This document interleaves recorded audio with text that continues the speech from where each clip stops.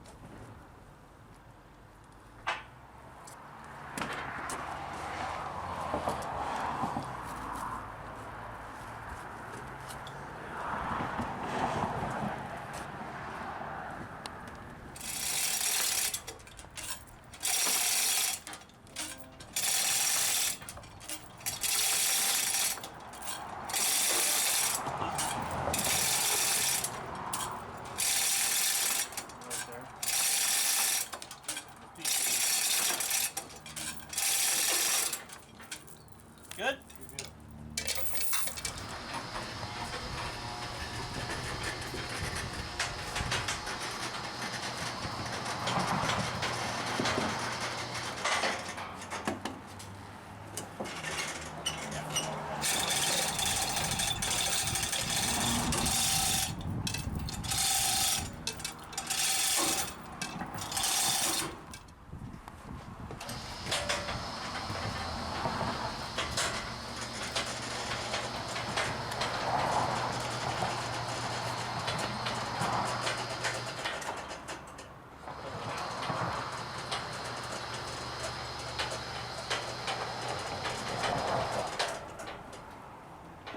Got a good hand on it? Yeah.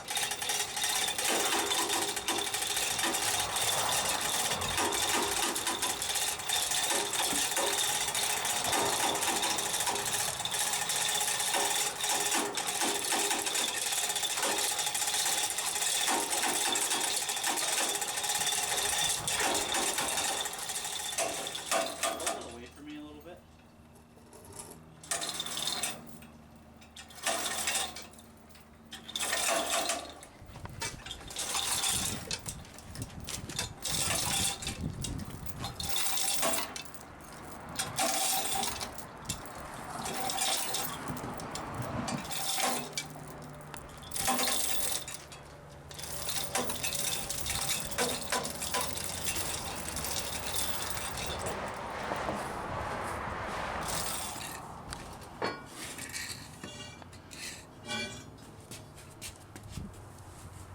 Alright, so here we got it in place, and this is how it's received. We put the leveling bolts in on the plates, but it's not leveled yet because it actually gets shipped without the ball bearings or a lot of other pieces attached, because over here, here's all the kit to assemble this guy. It's the first piece of equipment I purchased that didn't come assembled, which I thought was kind of interesting. Even the balls, the ball bearings for the ball ways did not come shipped all together, so I have to put all this together. Hopefully there's some instructions in here somewhere, because it's interesting. I think this bottom one is the coolant tank, and these are the shields that go on. I don't even know the order of the way stuff goes on, so this whole thing is going to be kind of interesting. So the first thing I'm going to look for is a set of instructions and see what we can find. And here it is in place, and the guys who delivered it, Zinlin Rigging. They were extremely helpful and went out of their way to help me even when I screwed up. Like a lot of machinery, it came with a toolkit included, and I noticed the handles in here right off the bat, so maybe I'll put those in first.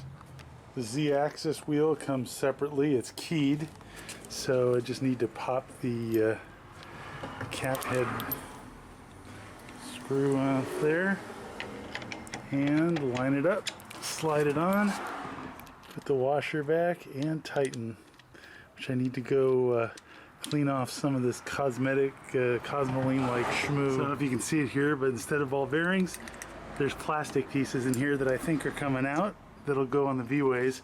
There's some shipping straps here that need to come off.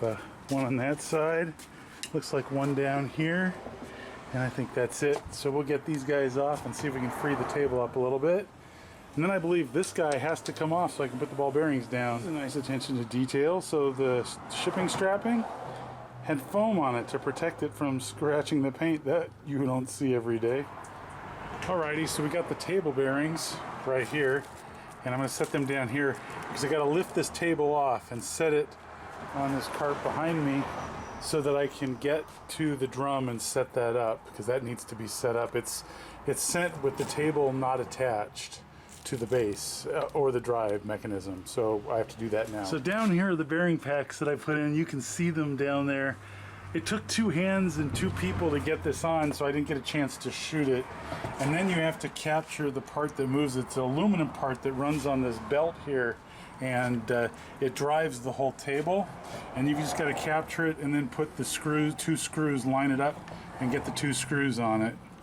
And the motion is incredibly smooth. Next up, we have to level the machine this direction and this direction. So we're going to start this way. There are 2 adjusters, one on the left, one on the right, and then one in the rear, just 3 feet. So it should make this pretty easy, much easier than when there's multiple.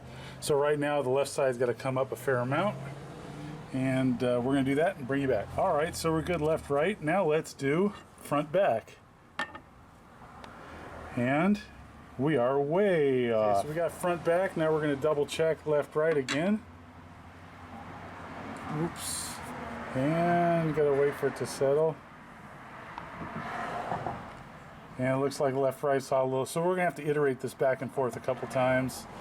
So we get this thing pretty close to dead on, and we've iterated a few times. It's off by 1/2 thousandth over 12 inches right now, if you can see that. But what I noticed here is this. Looking through here, I was told I was going to have to grind this in even though it's pre-ground. I don't know if you can see the light gap. Let's see if I move it up and down. But there is a huge gap between this. It's definitely dropped in the middle. And I don't know if that's on purpose or by accident. Pretty crazy. This guy also got the coolant system. And with the coolant system is the nozzle, which comes separate. It mounts right here. So I'm going to unscrew the valve off of it. And they've got a nice spreader, which I haven't seen. A lot of them just have a standard flat, you know, a standard nozzle. This is a nice flat spreading nozzle, so it'll give a nice even coating. So anyways, I'm going to put that in. So I still have to put on the guard right here. That attaches with these 4 screws here and there. But before I do that, I'm trying to run power. And this box has got a, when it's on, you can't open the box. Got a disconnect, which is pretty smart. And on the back, interesting, they've got it for really light gauge wires for an electrical box. And we're not going to use those. We're going to run this armored cable in here, 12-3, and just attach it right here. And try and get the phases right. Yeah, they did an interesting job. I don't know that I would have chosen that. The wiring is beautiful. Looks like it comes with some spare fuses, and it is fuse protected.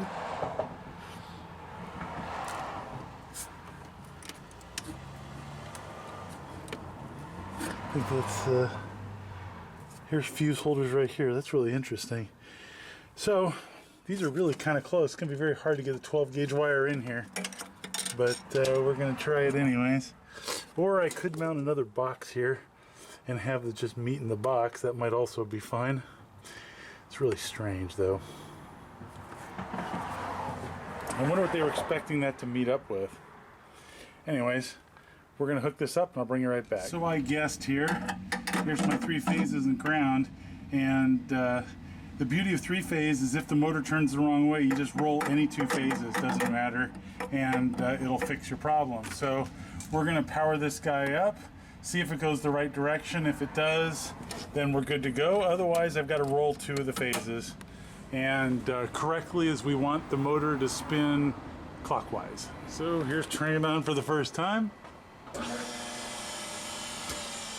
It's going the wrong direction, so we got to rotate two of the phases. All right, no worries. Yep. It is going counterclockwise. Right, so we've rolled white and red, left black alone, so the direction should be reversed now. So let's fire this up and see which direction we're going. First step, engage the safety on the door, turn off the emergency, and let's put this nut in further here. There we go.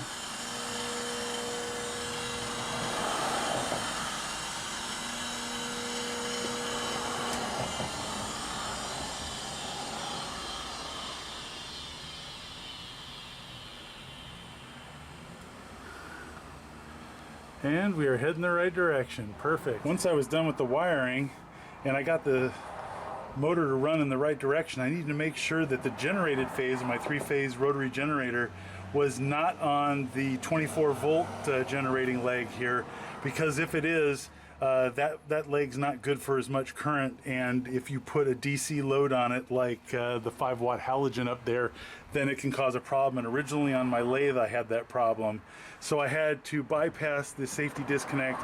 By the way, only do this if you really know what you're doing. Measure phase to phase voltages. So I measured black to red, red to white, and then black to white, and all three of those were right around 230 30 volts or so. So we're good to go here. And anyways, if I had gotten the 24 volt control circuitry on the wrong phase on the generated phase, then when I turn the light on and I bypassed the safety disconnect, the voltage would have dropped on that extra leg unnecessarily. So anyways, that's just something you can do to test quickly, but only do it if you know what you're doing, because it is kind of dangerous. So I saw these two pieces sitting down there, and I wasn't quite sure what they were for, but I figured it out now. They're the way protectors that go on the end, and they're cast and really heavy. And I took the bolts off the ends here, and that'll keep dust and dirt out. They've got little flaps to keep stuff from whipping back under here. So then when I'm done, I'll put that guy back on and we should be good to go. All right, we got my ACER Supra A618II assembled and ready to go. Got the way covers on. I've got the splash guards on. I've taken the front two off because they're just in the way. There's gaskets underneath this thing. That was a nice little touch they put on there. And so we are good to go. We got the coolant tank over here. We got it raised off the floor as recommended by Steve Barton over at Solid Rock Machine Shop. That way, especially when the weather's warmer, you won't get a temperature shock by the coolant being a whole lot cooler than the ambient temperature because of the concrete. I need to get an aerator in the coolant tank, and I need to mix up some coolant. The aerator is to keep it from going anaerobic and starting to smell really terrible and get bacterial growth, which you want to avoid. So next time around, we've got to get a wheel on here, and oh, notice the oil level. It pumps up there and it shows you that it's right in the middle. It uses Vactra too in there, so that's good to go. And next time around we are going to get a wheel. We're going to put it on, we're going to balance it, we're going to dress it, and then we're going to grind the base here. Even though it's already ground, it's a little bit off, and that way we can get this perfectly flat. Now that we've got the bearings in, you know, they did it at the factory with this thing by itself. It's had time to settle, it's vibrated on the way here. So we're going to get this ground in. Then we're going to put the magnetic check upside down, just dust off the bottom of it, get it flat, mount it lightly, tighten one side more than the other so that it can expand and contract with temperature changes without warping. And then we will grind the top and we should be good to go. And according to Steve Barton over at Solid Rock Machine Shop, we should be able to hold less than a tenth all day long if you do things right. And so I really thank him for all his advice, because he spent a lot of time on the phone telling me what I should do. He's got the exact same machine, but he's also an expert, and I am by no means an expert. So I'm very excited about this. Next time around, part 2, we're going to do all that dressing and grinding and see if we can get this thing trued up. So I'm excited. Hope you come back for part 2. Thanks for watching. Hope to see you next time.